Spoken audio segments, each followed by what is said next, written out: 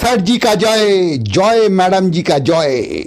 আপনারা ডাব্লিউ ঘটঘটকে নিশ্চয়ই ভুলে যাননি, সেই মহাকবি ফ্যাতারু ডাব্লিউ ঘটঘট মেট্রো স্টেশনের চুমকাণ্ড নিয়েও আপনাদের জন্য একটা কবিতা লিখেছেন, এক পিস অসাধারণ কবিতা।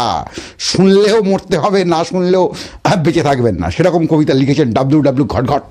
তার কবিতাটা অনেকটা এরকম: মেট্রোতে ওরা খেয়েছে চুমু, তার সমর্থনে ফেসবুকে পোস্ট দিয়েছেন ডাইনোসর ম্যাডাম থেকে গন্ডেরিরাম হমু। কি অসাধারণ কবিতা ভাবুন! মেট্রোতে ওরা খেয়েছে চুমু, তার সমর্থনে পোস্ট দিয়েছেন ডাইনোসর ম্যাডাম থেকে গন্ডেরিরাম হমু।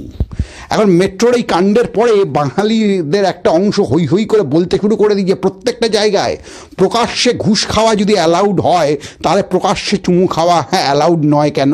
তাই এই কথাটা শুনে মনে হয় আমাদের মুখে কি মানে এরকম কিছু লেখা আছে? আমাদের মুখে কি মানে বোকা, আমরা কি বোকাচোদা? এই ব্যাপারটা তো তা নয়, আমরা বোকাচোদা নই। তো সেই জায়গা থেকে বলবো যে ঘুষ খাওয়াটা যদি অন্যায় হয়, প্রকাশ্যে ঘুষ খাওয়াটা যদি অন্যায় হয়, তাহলে আরেকটা অন্যায় কি তার বিকল্প হতে পারে?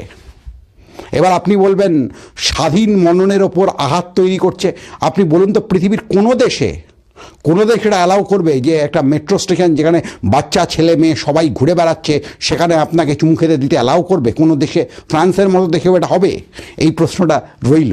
এবং তার সঙ্গে সঙ্গে আরেক দল লোক বলছেন ওরা চুমু খেয়ে ভুল করেছে, কিন্তু যারা এটাকে ভাইরাল করলো ক্যামেরায় ছবি তুলে, মোবাইলে ছবি তুলে, তারা তো আরও বড় অন্যায় করেছে।